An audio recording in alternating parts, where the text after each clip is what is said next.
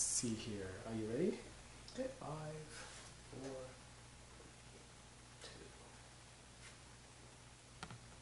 2. Okay, let's see if we have people here now.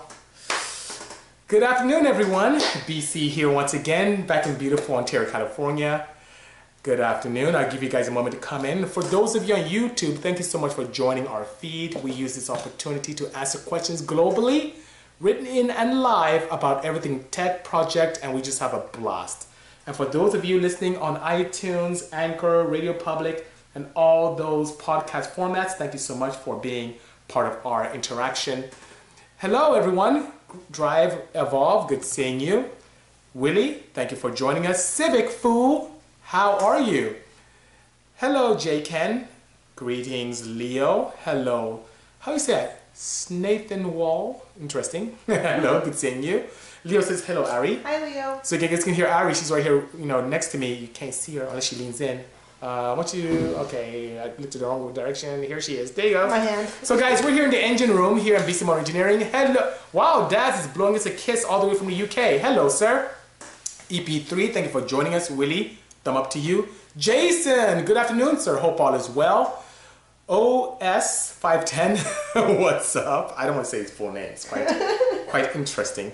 Hello, AJ. Thank you so much for joining us this week. And guys, welcome to another great episode of the Bisimoto Tech2sDay. This is my 41st episode, and people ask, why do you do this, Bisi? What is the purpose?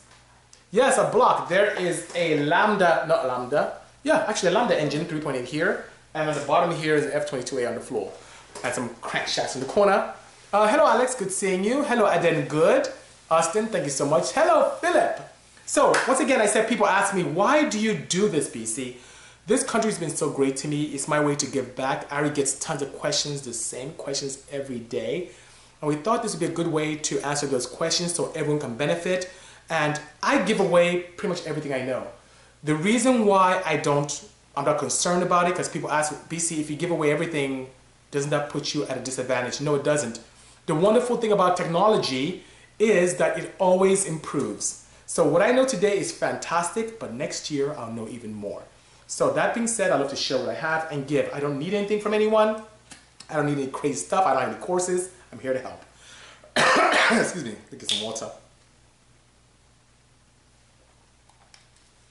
Hello, Bird. Good seeing you. Daily driver, F22A or F23? F22A, that's my deal. And Ari told me, guys, that we have tons of questions, the most questions we've ever had, which is crazy, right? Hello, Pepe. Hello, CP. So that being said, we have the most questions ever. I will try and get to all of those, which is so challenging. So, Ari, what do we have first? What's the first question we have today? First question comes from Constructive Ruckus. James, Constructive Ruckus, has a question. He's asking if this is a throwback picture or not. Yes, that's a throwback picture. So that photograph that I put up today was a homage to the build that I did with Super Street years ago in an engine challenge. And it really was the cornerstone to a lot of technology that we developed for the F22A platform. That engine is the engine that most people don't care about. It hovers in the early 90s Accord, excuse me, and some of the Odysseys as well. And it was, at the time, one of the most undiscovered engines. The heads flowed amazingly well. From the research I did, the factory F22A head flowed more than ported B series, most ported B series. And the key for power is in the head. So that being said, why didn't it make more than 130 horsepower stock? Because it had 8.5 compression, which is very low in terms of static, 300 lift cams, very small cams. So you put some compression in that, play with the head a little bit, and put some big cams in there, that thing wakes up. It's an amazing engine. And we've shown the potential of it, which is pretty exciting, So Ari, what else do we have? Question from Fox Design. Fox Design. I don't know if you're here or not, Fox, but if you are, thank you for joining us. How are your builds coming along if you're visiting all these awesome events these past few weeks? I'm kidding, but hope you're still on track. So he's asking about the projects we have. We have 6 projects to get ready for SEMA, which is big time. And I was away in New York for filming a show with Netflix and then back. And a couple weeks later, I was in Monterey with a good friend from Mazda USA. So once again, Ari's taking care of things in my absence. She's so awesome. So I have a great team. Without my team, I'm nothing. So projects continue to stay on point. We have some cars in paint. We have some upholstery. Things are happening very quickly and very well, which is great, The Grape says, hey BC, I hope all is well. I'm doing my B2Z6 build next weekend. What do you recommend for a proper braking procedure? Well, the Grape, I would recommend using a, wow, okay, so this, see this right here? That's what I recommend. This pure braking oil. This is a high zinc formulation that allows for braking on the dyno for as little as 30 minutes or with normal driving for like a couple thousand miles. And I'll highly encourage you to first use a proper braking oil. I recommend Purell because their stuff is awesome. It exists in SAE 30 or SAE 40 depending on your bearing clearances. Starting the car up for the first time, getting it to operating temperature and shutting down, checking for leaks. Do the same thing again, checking for leaks, and do it for the third time and let it cool down. Then drive normally. Or if you're going to the dyno, have a proper dyno session. And that being said, that dyno session will allow you to seat the rings properly, make sure the bearings are nice and good, and when you're done with your dyno session or the 2,000-mile regular driving, drain it, it'll look nasty and all the rubbish will come out, and just put in your regular oil fill, which ideally should be pure oil as well. So I hope that helps, you know. The RF is awesome, Brian. I had a great time with that. It's now back in the hands of Mazda, but we have some good discussions coming up, and you never know what the future holds. The car that blew me away at Monterey, there was, let me see, what really blew me away? You know, it was the Mazda I drove. They're beautiful classic cars. They're fantastic vehicles that are of automotive excellence. And this one particular Mazda that I drove was awesome. From a viewing perspective, really the 767. The 767B Mazda race car sounded so great. It was awesome. I had a great time seeing that. My pleasure, the Grape. We have it on sale too on my site. I love to help. I'm here to help by all means, you know. So Jay Rose is asking why Fram are others as good. We'll talk about that in a second because I think that's one of the questions that Ari told me about will be coming up. We had a slight discussion before we started here, which is pretty good, you know. Can I do a single cam motor over 200 wheel horsepower? Ed and Good, we did that years ago in the early 2000s. We did 238. I just put a poster up last week talking about that. Yeah, we've done that. And I was at 198 in the 90s. So yeah, we've done that many times. NA, by the way, not even boosted. Okay, what else do we have, Ari? Rally Versa. Rally Versa. Is that a Honda F22 or F20? So in the picture, as I mentioned earlier, it's the F22A engine out of the early model, the 90s Accord, early model 90s Accord. F22A, which is a non-VTEC setup, is what I posted with ITBs and all the trimmings. Okay, professional username. Okay. What are your plans for the Miata? So guys, what I experienced this past couple of days when I was in Monterey with the team from Mazda is a great opportunity for a relationship to do some great things. And these processes take a little bit of time. I let everyone in on what I was doing. That typically happens with a lot of manufacturers before we have a great relationship with them. So right now, things are happening very slowly. You never know what will come of it. But if I had the opportunity to build an RF Miata or an ND, I would do two project cars, a mild and a wild. Something similar to what we did with the Honda Fit. I'll do something very mild with very nice bolt-ons that anyone can do very easily. And then I would then go extreme. And I can tell you one thing, it would have force induction. That's what I can say, you know? It's not going to the dyno, the Grape says. It would be normal driving back and forth to work. At the Pure, will be fine for, yes, it will be perfect for 2,000 miles, absolutely. So for that driving, I would say try and avoid keeping a steady RPM for extended periods of time. You want to tip into it and then let off a little bit, vary the RPMs. Don't stay at a given RPM at any given time. You shouldn't do that with any braking period, and you should be good to Grape, you know? VR6 says I should do a VR6. I'll be more than happy to do one as soon as we have a relationship with our friends from VW. Creating products is very, very expensive.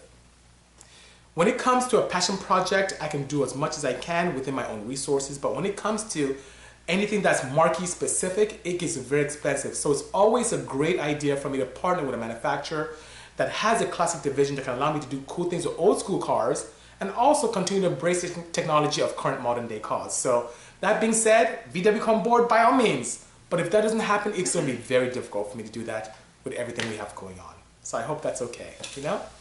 Yes, Ari? Okay, my left knee hurts. My left knee hurts. That's an interesting name. With the environment always being a concern, in your Yes. opinion, how long do we have until gasoline engines are a thing of the past and electric vehicles are the standard? It's happening very soon. So he's asking, how soon do I anticipate EVs being the norm and ICEs or internal combustion engines going away? Now, if you look at what the OEMs are doing, it gives you a glimpse into the future. From Porsche to Honda to Toyota to Nissan, you name it.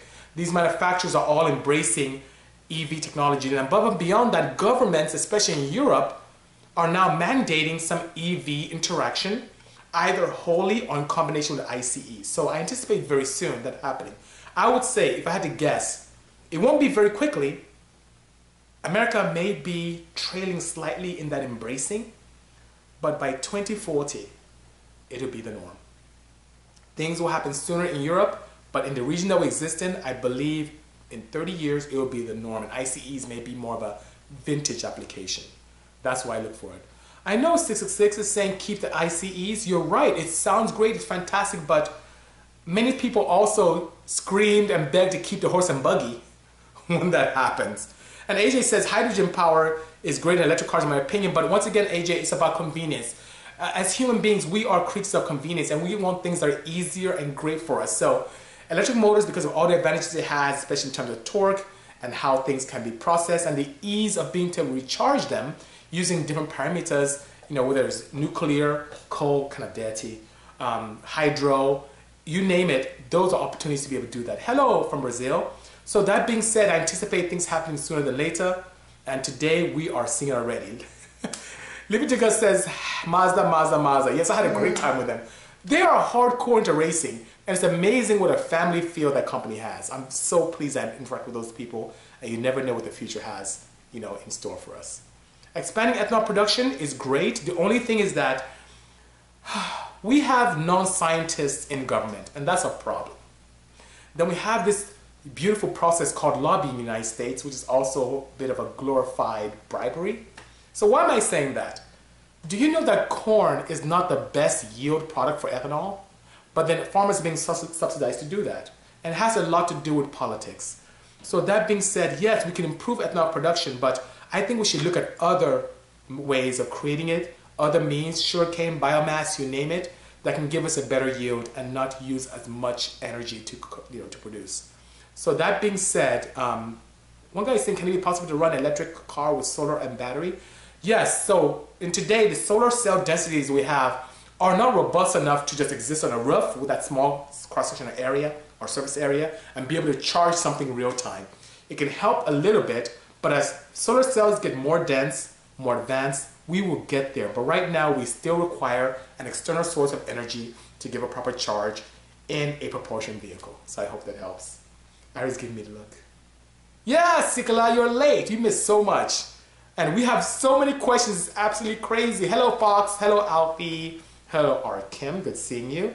My pleasure. I hope you enjoyed. Give us feedback on how you experienced the camshafts, Alfie. I'm sure you'll like it. Okay, what else do you have, Ari? Question from Adam Bendov. Adam Bendov has a question. Is there any way you'll do a back-to-your-root style carburetor NA build anytime soon? He is talking about my old projects. When I first started years ago, I understood the advantages of individual throttle bodies and using the fine atomization cloud that exists with inline carburetors or side drive carburetors to create power. With today's technology, which I embrace technology significantly. Hello, VR6. Alfie says hi. Hi, Alfie. With today's technology, there's no advantage in me going back to carburation. It's just not as precise or clean or powerful. So that being said, and you know, I see you're saying 666 that ITBs are for real men. ITBs are just a, how should I say, advanced take on side drive carburetors. And we made a lot of power with that, but I had restrictions with being able to have precise fuel ratios across the RPM band. In addition to that, I had challenges with using exotic fuels like E85 because you just couldn't flow enough through the jets for big power. And yeah, Daryl has some of my old jets, which is great. So in the nearest future, no. As a throwback in the future, as a nod to my beginnings, yes, I'll end up building it. I still have my old D15 engine that made 200 horsepower plus, and I'd love to be able to do that. Hello, AJ, but in the near future, no. I don't have any plans for that. Ron Jr., thank you so much for the kind words. I appreciate that indeed, you know? No problem. Yes, they say that a lot. I'm sure they do, 66. Okay. Yeah, sorry. Okay, question from Sicklecut Shenanigans. Sicklecut Shenanigans has a question. Okay. Dual fuel injection looks beautiful. At least that's what I think it is. Yes, it is. How did you come up with that header design? The header, oh, he said two different things. So you're talking about induction, you're talking about the header. So I remember that question because I wrote back to him and I said something along the lines of, I need to condense this as much as possible. If you give me starting the headers, it could be a whole hour to itself. We don't got that much time. I already said I don't have that much time. So guys, hello phone brothers, good seeing you. So that being said, how can I condense this? Long story short, I love fluid dynamics, I love thermal, I love creating, I love figuring things out. So years ago, I had a bad experience with a header manufacturer where they charged me a lot of money, and very popular place by the way, and I only gained 3 horsepower on my car.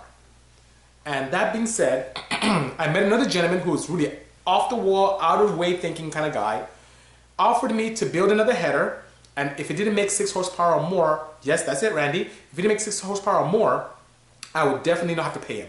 So I said yes. And it made 7 horsepower more than the header that was super expensive, that I didn't like. So I was intrigued by what happened. How is this possible that this design from someone who's not even very scientific was able to create this power? And I started looking at the differences and started seeing some very interesting, really out of the world thinking designs that lend itself to very solid thermal and also fluid dynamic concepts. So I decided to expand on that further, on those differences. And long story short, as I continue to expand, experiment with that region or that type of header design, I started creating more and more power. I don't fabricate, but I'm very good at design. And I started documenting all of that. And with that, we had an opportunity to do a great job in creating designs that were very, very powerful and scientific, incorporating some things that most people won't think about. Step headers, Venturis in the collector, so on and so forth. And about that design, what was really interesting was that it allowed me the opportunity to have a header design that existed with the collector in front of the engine, because of course all of us had our slammed cars and we hated smashing our headers or smashing our collectors and making the header absolutely useless. So as a problem solver, could I create a design that put the collector in front of the engine where it cannot get damaged and just have a downpipe exist underneath? And that's why you see the crazy F1 inspired headers with all the turns and bends with the stepped primaries going to a collector that exists in front of the engine for that same reason, to prevent damage of the collector. And it worked. It did extremely well. Long story short, we had opportunities where people started attacking it, and then copying it, and then knocking off, and it's crazy, but it's often imitated but never duplicated. So I'm very proud to be part of that and have people break records back to back. The most powerful prelude, fastest N8 prelude in the world had our design on it. That's Jeremy's car before he retired it. He ran 9s all motor on his prelude setup, and that gentleman had an opportunity to do well. Leslie Durst ran, wow, mid-9s with a B series, used our design as well, which is great. Of course, you guys know what I did with the F. The only design that I haven't explored yet is with a K, and if we do that, I'm sure we'll have a lot of fun, which is great. Thank you so much, Seja. And I saw a question that came up to where you can get this shirt. It's on the website. Ari has tons of them. So if you go on bisimoto.com, you have an opportunity to be able to see this shirt. And what I'll do, I'll probably put up a story on Instagram later on and give you that opportunity to see where the link is. We're twinning today. Oh, we're twinning, yeah. Ari has the same shirt that I have on. Mine is a little bit weathered because I wear it all the time. I love this shirt. And we see Porter here. I have a nice visitor to come and say hi to us. Hey, Porter. So we have people from all around the world saying hi, and he's a hardcore Porsche enthusiast. Yes. There he is right there. There you go. Hi, everyone. Hello. So that being said, he's just coming here to say hi and hang out and have some fun. He has a really clean 996 turbo. It's so clean. So clean. So that being said, what other questions do we have, Ari? We have a question from Undefined 4-Door. Undefined 4-Door. Interesting name. What's your thought on short ram air intakes versus an air box system like the Compact? Oh, so he's asking me my thoughts on a short ram versus a box. Ooh, I have so much to share. But let me give you the clips. Yeah, condensed. Ari said, give it. See, Ari's disciplining me here today. She's saying, I should give a condensed version. No rants today. No rants. Okay, I won't put my wig on. I won't put my crazy judging wig. No rants. Okay. The challenge I have with short ram is that you end up sucking up hot air from the engine bay. That's a no-no, so I don't like that. Easy to manufacture, not the greatest in terms of induction. Air boxes, when designed well, can do extremely well, but the factory ones are very restrictive. I'm a huge advocate of cold air intakes that grab cold air from somewhere else and allow you to have the best of both worlds. Improved flow into the intake, improved filtration, and more power, which is also very good. I guess that's 3 things, eh? But they all lend to more power, better filtration and also more airflow, more power. So I'm a huge advocate of taking in dense, cool air when you can and not just using something that dumps the intake in the engine bay where it's hot. I've seen intakes come here for a dyno tune down in front of the fan, which is horrible because you're now blowing hot air from your radiator into your intake, and we all know heat is an enemy of performance when it comes to induction especially. So that being said, it's challenging. Miss MZ3 is asking who makes good intakes. I say AEM. AEM Filtration and our friends from Canon, they're great people, and that's what I'll go to. And they don't just put a pipe with a filter. They are scientifically and specifically designed, and I use their stuff on all my stuff. I think Ari just got one for her dad's truck a moment ago, and it's fantastic. It's fantastic. It's what I use on everything from my street to my race cars. It's really good, you know? I may end up building a Miata after all. It depends on our relationship and what we negotiate with our friends from Mazda, so that's great. VR Shooter, you can ask questions here, typically, but Ari usually gets questions on my Instagram feed and writes them down for me and asks me live time. So today is crazy. We've had, guys, and I thank you so much, the most questions ever we've ever had on this, and this is the 41st episode, so I really appreciate your dedication and everything like that, you know? Mr. Evil MS3 says, I want to do a water meth kit on my Mazda Speed, but hear a lot of horror stories. What do you think about going that direction? I love water meth. So, you know that, I don't know if you know about this MS3, but there is a wagon I built years ago that made 700 horsepower for it. And I didn't have access to E85 at the time. I love E85 now. And it was a combination of gasoline, regular pump fuel in California, which is not the best, and water methanol. So not all water methanol kits are created equal. Some are from AEM, some are from other ones, but I love the AEM one because the controller is absolutely superb and has a fail-safe. So I love water methanol. It allows me to have all the advantages of a high, I would say, octane system, an anti-knock system, without the inconvenience of having to get race gas all the time and the cost associated with that. And it came from old school World War II stuff when planes had to still fly and fuel was not at its best. You couldn't find quality fuel. It was kind of a scientific way to rig up and improve systems. So water methanol was created then, and it helps now. It helps cool the intake charge down. I did experiments by even putting the water meth in front of the turbo, and it widened the compressor map significantly. But water is a very, very good erosion agent, so it does erode blades after a while. But it made great power before it started eroding that. But typically you want to put it in front of the throttle body, a little bit of 6 inches or a little bit more before that. And if you have a big power system, I've gone as big as 2 nozzles. My blue Porsche, which I show so much, has 2 of those, which is great. So I really like the AEM one. The other brand you mentioned, MS3, I'm not familiar with. I haven't played with them, but the AEM one I love. I can tell you some things that one of the chief engineers for the water meth system at AEM came from that company and improved on their design. So I love their stuff a lot. Forgive me, I'm coughing. I'm just so excited today. So excited. I'm trying to talk and breathe at the same time. It's crazy. Anyway, yes, Alfie, I love to use a combination of lab grade methanol, 50% by volume, with deionized water, 50%. Pure water is okay. 50-50 is better. Anything higher than that, I'm not an advocate of. What I'm definitely not an advocate of are people using windshield wiper fluid. That's horrid. People do that because it has some methanol content, but those are not very clean. I wouldn't really put that in my engine. Composite when the blood flows strong. No, I don't indulge in palm trees. I was laughing. It's a little joke we had from when I was in New York. Okay. Yes. Okay. This one's a kind of a lengthy one. Yes. A lengthy one. Okay. It comes from Dan Darrow. Okay. I tracked my B swap hatch. Black box breather is deleted with 5/8 lines ran to a single tank catch can. Okay. After 3 to 5 hard laps on my local 1.7 mile course, the catch can is overflowing and I'm losing enough oil to I'm losing enough oil to start getting a check engine light. Oh no. For solenoid pressure, and I'm losing BTEC. Oh, that's a lot. What's my best course of action to fix this? I'm not on slicks or even ARD comps. I'm on nitro neogens. The catch can is higher on the firewall than the block beds, and it has a small breather filter on top of the tank. Okay, so this gentleman is saying that he has a challenge with overfilling his catch can with oil so bad that it's killing his VTEC activity by significantly reducing the amount of oil in the crankcase. And that's very bad. So that being said, wow, so many things can cause that. I'm going to give 2 scenarios. One scenario is where his engine health is not that great. And the other scenario is where his engine is in excellent health and he's still experiencing that. If your engine is in bad health, you have the opportunity where you could start having a lot of blow-by, and that forces oil into the path of least resistance, which many times, if it's not the head, it goes into the catch can. So you do need to address your blow-by. One way to determine that is to do a proper leak down, engine warm, doing it in the cylinder at top of the center, using the sequence of engine firing order, and that will tell you. I like to keep my engines less than 5% leak down. I'm happy with that. If we're 2%, 1%, I'm even happier. But if you're more than that, you probably have a challenge. You should address that.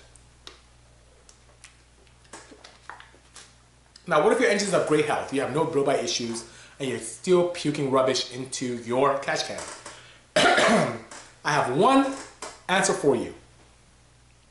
Baffles. And we see this a lot. And I've done a mistake myself where I just drilled holes in my valve cover, ran -12, -10 AN lines to a catch can, and tried to drain back into my crankcase, and it just doesn't drain enough. What happens is the valve train and the movement of the car keeps spraying this oil, splashing it, and before you know it, you're filling up the catch can. It's horrible. If you notice, on most valve covers, there is a labyrinth of passages on top of the valve cover to allow for a baffling system so oil doesn't get rejected into a catch can, into PVC, into the intake manifold, you name it. So that being said, if you don't have baffles, you need to do that. And there's so many ways of doing it. I typically, in the valve cover, right in front of it, I weld a plate and kind of cover it up and leave a small aperture on top. On one and the other side on the side. And then I drill like a 1-2 holes on the bottom to allow some drain back as well. Baffling is very important. If you don't have the capability of baffling properly, instead of going on the side, go on the top and take advantage of the factory baffles to help you release that challenge. What you're doing is so dangerous because if you evacuate all the oil and crankcase above and beyond VTEC, you can really hurt your engine, and that's not fun at all. So I hope that helps. Let me know what you have, let me know how it goes, and I'll be more than happy to help you accordingly. Wow, I'm coughing so much today. This is annoying. Okay, sorry, Ari. I got an AJ question. AJ! What is the setup on the engine in the photo, internally and turbo-wise? Okay, let's see if we can wrench this off quickly from my mind. I offset ground the crankshaft to reduce the throw because the factory is a 95 and I went down to a 93 stroke. I sleeved the block. I used Tron pistons. I had aluminum rods. I had a single layer gasket. I had a very nice well-ported head. I used Thompson Portfolio to do that. I had a Bisimoto Level X camshaft, a Bisimoto valve train, Bisimoto retainers at the time, Bisimoto cam gear, a custom ITB system with stage injection using an AEM to control. I had a custom Bisimoto header, 4-to-1 with 3 stepped primaries and a Venturi built into the collector. I had a direct column plug system using an AM EPM and eliminating the distributor. I'm trying to do this from memory. What else did I have on that? Factory crankcase, factory pan, a pump that I treated with WPC and I shimmed it slightly. And I believe that's it. Yeah, that's the depth and breadth of that engine. That's what I did, which is great, you know. Okay.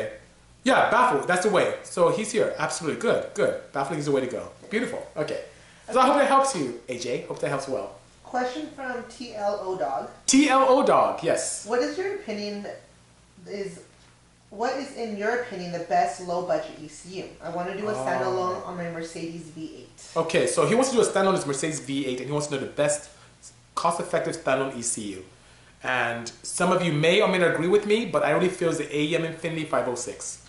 And retail is about $1,400. And you say, wow, that's a lot, $1,400. But you get like a professional motorsports ECU with all the bells and whistles and safety, which is very important, safety for the price of a sportsman racer. So what that means is you have fail-safes in terms of knock, fail-safes in terms of boost, fail-safes for oil pressure, fail-safes in terms of fuel pressure. You have all these crazy opportunities. You have one of the fastest, if not the fastest processor with 400 MIPS. You have 400 million bits of information per second being processed. You have a built-in controller for wideband. It is amazing. I typically save up my resources and get an AM 506, and I power everything from Porsches to Hondas. It is fantastic. And for your Mercedes, that's what you should use. The Mercedes I'm building, the W102, I'm sorry, not W102, but W201, definitely is going to be on the Infiniti 506. So by all means, that's the way to go. Don't play around with your car. The ECU is the brain. Think of your car as you, someone who takes care of you. You go to the gym, Ari goes hiking, does crazy stuff, I go work out. You go to the gym, you do all this stuff, and you get the body right. You're doing so well with everything outside. But then the brain is like subpar. The brain controls everything. And it's the same thing with your ECU. Your ECU controls everything. You put so much money and effort into your build, you should have the best ECU to control it. And guess what? Nowadays, we're fortunate where we have companies like AEM that does not charge $5,000, $10,000, $15,000, which they should, but they don't. They bring it at a sportsman level, $1,400. That's the way to go. That's what you should save up for. Oh, good seeing you, Nemo. Thank you so much for joining us. Appreciate that. By all means, A cost-effective turbo to get the 500 horsepower depends what you're doing. So if you want something that spools very quickly, where you're drifting and so on and so forth, Turbonex has this awesome, oh my God, it's so fantastic. It's this TNX turbo, it's like a TNX 30. It spools very quickly, allows you the opportunity to make good power.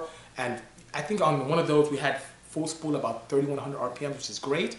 But above and beyond that, Dippin' Deep said he gets paid to watch this. My pleasure, Dippin'.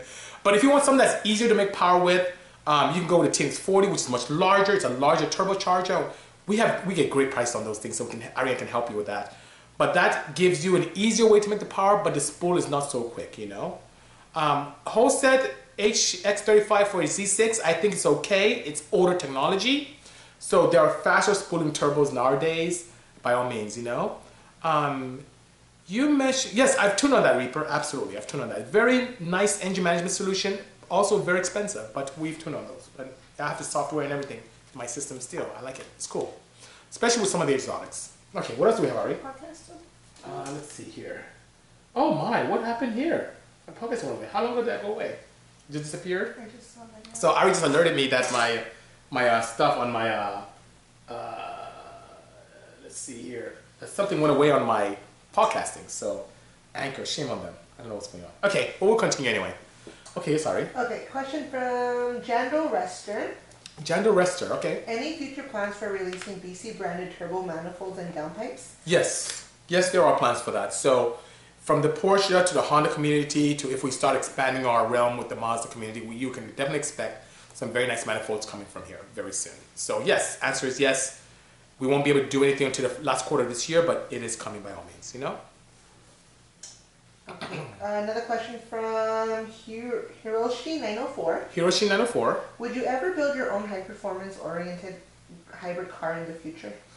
A hybrid car in the future, high performance, yes. But because of how cost prohibitive these projects could be, it'd be ideal if I partner with a manufacturer. So it could be Porsche, could be Mercedes-Benz, could be Mazda, could be Honda, could be any of these, but yes, I see significant advantages in a combination of petrol and gasoline engines. Could be Acura. You never know. But yes, coming soon, What ended up being the end plan on the MX-5? So Cam, the one I was driving this past weekend, I submitted back to the manufacturer and we are in talks to do some great stuff. But as I mentioned earlier, we will have an opportunity where I'd love to build two cars. A mild one with nice bolt-ons for anyone to easily replicate, and then a proof of concept with a wild. I like to do both, and no matter what, it would be fantastic, which is great, Okay. Question from Willie the Williest. Willie the Williest, yes. Wanting to build my 2.0 liter Ecoboost to do half-mile drag. Okay. Would going dry sump oil system be beneficial? So the great thing about dry sump system, the answer is yes, because it allows you to make more power, allows you to create even vacuum with a multi-stage system to allow for better seal and lower tension rings, which help a ton with power as well. So much energy is consumed by the piston rings, which is amazing. Most people don't pay attention to that, but I do. Not only do I run low tension rings in my dry sump systems, I run 2 ring setups, which is pretty interesting because I understand the advantages of being able to remove that and gain more power, but I digress. So yes, you can. As a matter of fact, if you're interested in doing something crazy, I do have a spare engine here. Just give me a call, you can chat, I'll probably give it to you for little or nothing. Just let me know. I was looking at me crazy. Like, what did you say? Yes, I'll help you out with that. I have an engine here I'll be using and just, I'll give it to you for a very, very low cost and you can just have fun with it, okay? So let me know. Okay, what else do we have, Ari? Question from Analog Rich. Analog Rich, that's a question. I'm in the market for a car to modify, and my two options are an S2000 AP1 or a Cayman 987 or 981S. Ooh. What's the highest mileage you would go up to for the used car? The S2K will be an NA, and the Porsche will be twin triples. Wow, it depends. That's a great question because you can't determine health of a car or engine based on mileage. I've seen engines come here with 20,000 miles and they're beat up. I've seen engines come here with 6,000 miles and they're done. And I've seen Porsches come here with 80,000 miles and they still have tons of life. I've seen S2000s get boosted at 180,000 miles and still do well. So it depends. What I would look for is how well the car is maintained. Maintenance records if possible, and doing a proper inspection. You can do a PPI at any dealership with the Porsches, and you can go to a reputable mechanic or shop. And if you're in the great LA area, I can recommend many places to look into the health of your engine on the S2000, even going as far as an oil analysis to find out if you have any crazy contaminants in there. It can tell you quite a bit, you know. A is asking, how much power loss do I see through the use of mechanical fuel pump? I've seen, it depends on the design of the G-rotor and also the size of the cartridge. So I've seen everything from 8-wheel to 30, depending. And not only has to do with the pump itself and the pumping losses in it, it also has to do with how much pressure you're demanding of it. Because as you go up in pressure requirements, which help with atomization and power, it also draws more energy to do that. So it depends. I've seen from 8 to 30 to the wheels horsepower, which is great, you know. Buy it from grandmas, that's interesting. Composite bodies, you're out of control. I love it though, that's so good. That's so good. Yeah, as high as 30, it's crazy, you know. Any mods for 991.3.8? So what I do recommend, exhaust, definitely intake, and you know that really cool weird T throttle body section, plenum? An upgrade with that helps tremendously as well. And a flash. The 991 3.8 is an awesome engine. There's so much opportunity and its surface is very scratched. We need to get one of those so we can do a bunch of stuff with it. That engine has so much potential. It's fantastic. Yeah, Alfie, definitely, you're very good. I didn't want to mention the brand, but yeah. Okay, so what else do we have, Ari? We're getting through them. Thank you, guys. I don't know how many minutes oh my God, it's almost 40 minutes. But we're getting through it. We're getting there. We're getting there. Okay. Okay, Dave Batts. Dave Batts, okay. Writes in, how involved do you get with calculations from an engineering design standpoint when it comes to your engines and chassis upgrades? Okay. How much of your designs do you entrust to your vendors versus custom built parts? So that's a good question. Everything. That being said, I go really deep into engineering concepts when it comes to anything designed for my engines and chassis. And I do, if it's something that we cannot create in-house, I do trust on some of my partners that are very good to make that come to fruition for us. Science is the cornerstone to any advancement. For humans, especially when it comes to automotive propulsion and racing, it's something that is very important. And what I do here with Tech2sDay is to be able to break down those concepts for everyone to understand easily. It's easier for me to stay at an engineering level and talk engineering shop all day. It's much easier. But it's a challenge for my peers to break that down for the regular guy who loves cars to understand. And that's why I do this. And when it comes to my partners, yes, even now, it's so weird, we talked about that. See this? This is a strange device, but it's a liquid to air intercooler that we're experimenting with. And my friends from Terminex put this together. I just sent them a design and they created it for me. And using some of their cores in-house. And we want to push this and see how far we can get with this. And if this works well, this is the beginning of the Cayman kit that we're talking about for liquid to air opportunity. We can still sit in the back of the car, and if you take a bumper off, it looks really cool. But this is one of the things that we do. And a lot of engineering went into this liquid to air intercooler. And I don't know if you can see what's going on in here, but there's a lot of craziness going on here. And we love it. And we even did some CFD analysis on this to see how it will flow. And there are some compromises there, but still not enough to hurt us. Compromises that are acceptable, which always happens in engineering design. So that being said, we have great opportunities to continue to push the envelope. I can tell you one thing as an engineer that I will impart to my fellow engineers as well is please, I know we all went to school and we studied a lot, but a lot of the concepts we studied were restricted to what we knew about engineering at the time. And most of the books and texts are written based upon research that was done by engineers who had limited exposure to things, technology, processes that exist today.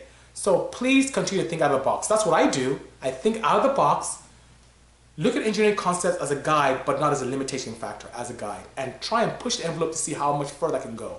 Everything from piston speeds to being able to think about how air can be manipulated to our advantage. There's so many concepts there that we can expand on and do cool things. So don't give up, keep at it, keep experimenting. Let's make the world a better place. Okay, so, Alfie asked, ITBs and turbos, advantages and disadvantages. Those are two different things. But with ITBs, are you talking about combining the ITBs and turbos? Or are you talking about ITBs and then turbos? Let me know, Alfie, because I'd love to be able to dig into that deeper. Your question, I need a little bit more information on that. Okay. Yeah, sorry. Dom's Fair Lady wrote in, ever think about building an L28 ET for a Datsun? Ooh, no. Datsuns, I have very limited exposure with Datsuns. So I've never thought of building that engine at all. So, Alfie, ITBs and turbos. There are significant advantages with ITBs and turbos. You get more of an equal flow of air in each cylinder, which is great. Depending on the plan design, that has a huge advantage on that.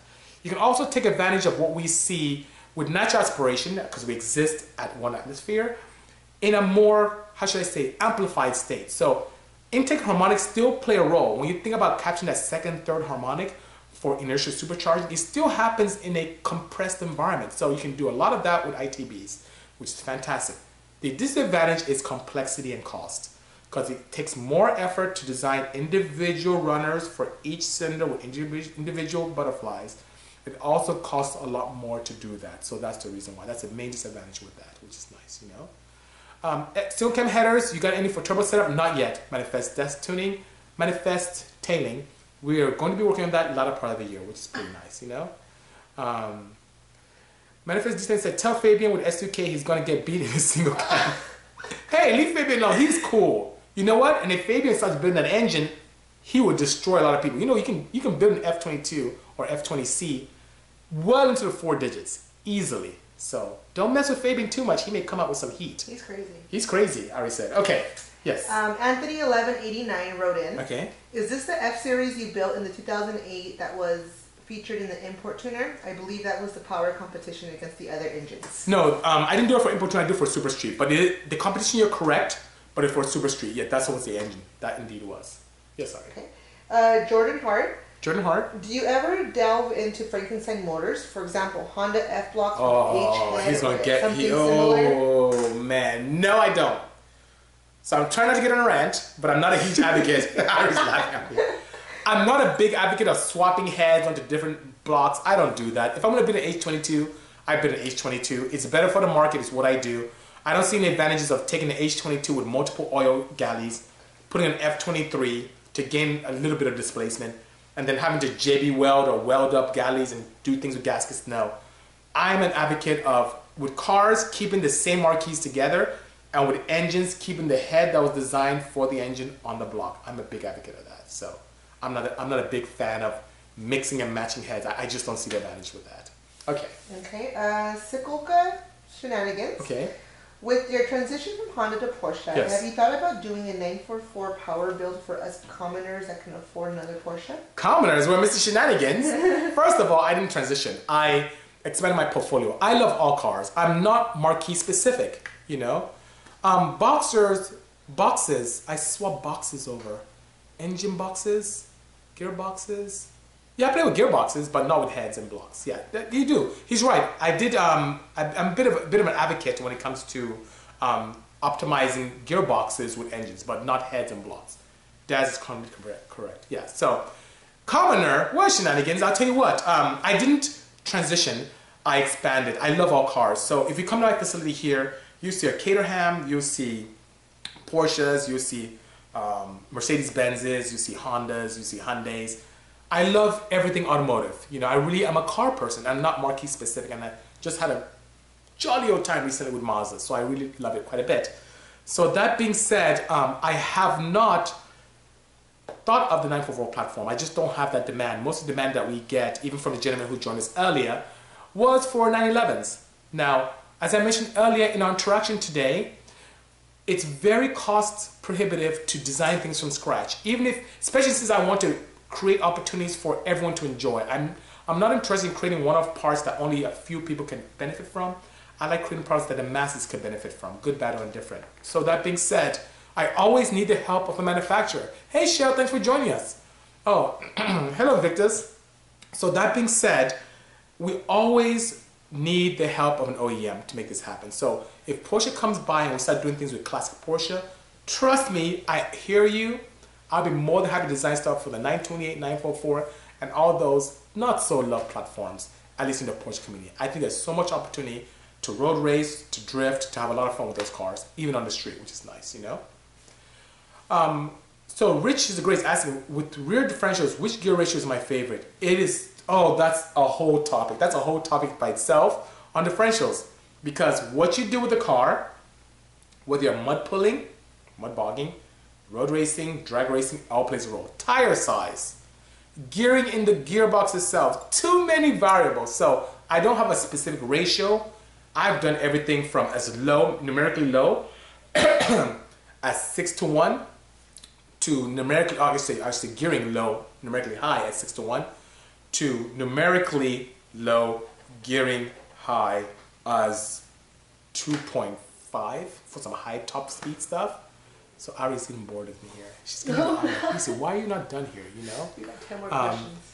Brendan, can I see myself getting involved with roadie builds? Yes, I can. I have always been fascinated with Wankel engines. I love the simplicity of it, the lightweight, the ability for a lower center of gravity in the cars. And most people don't know the full potential of it. I wish I could help with that. And you know what? Mazda's coming out with some newer iterations of that, so I'm pretty excited to hopefully dabble in that quite a bit, which is pretty good, you know? Okay, Ari, what else do we have? Got a question? 10 more questions, and we have like 11 minutes to go. Okay, AJ, let's try and see. Got an AJ question. Why do certain drag racers fill their engine block with cement and not run any coolant in the engine? Is it to save weight or avoid head gasket blowing? So it's, I would say more the latter of preventing head gasket blowing. He's asking why do drag racers fill cement. It's a cost-effective way to reinforce the bottom end. You can't run for extended periods of time because you have really strange warping issues going on there. But it's a very popular drag racing solution, and we did that years ago before the advent of, you know, to its sleeves. So that being said, people do that to prevent cylinders from moving, to prevent a very, you know, undesirable event of lack of head gasket sealing, and also to prevent the block from cracking or the sleeve from cracking as well. So because I like my engines to last for a very long time, and I'm a huge advocate of being able to get improved cooling because I understand the advantages of that, I tend to go more ductile iron sleeving than cementing my blocks.